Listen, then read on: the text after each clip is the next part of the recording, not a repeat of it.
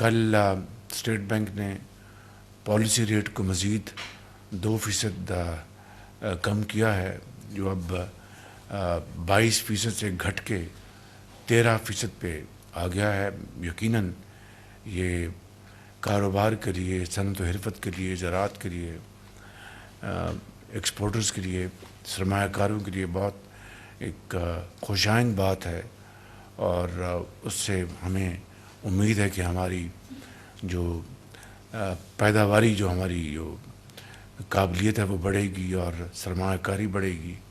اور اس سے پاکستان کی اکانومی کو انشاءاللہ بڑا بھرپور فائدہ ہوگا۔ اور مہنگائی بھی اس وقت اپنی 2018 کے بعد کم ترین سطح پہ ہے۔ تو ان تمام حوالوں سے یہ بات الحمدللہ بہت میں سمجھتا ہوں کہ ہم سب کے لیے ایک اللہ تعالیٰ کا بے پایاں فضل و کرم ہے، اور ایک موقع ہے کہ ہم مل کر اب پاکستان کی معیشت کے پہیے کو تیزی سے گھمائیں، تاکہ ان جو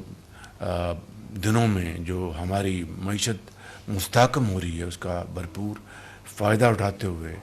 اندرون ملک پہلے سرمایہ کاری کو فروغ دیں، اور پھر انشاءاللہ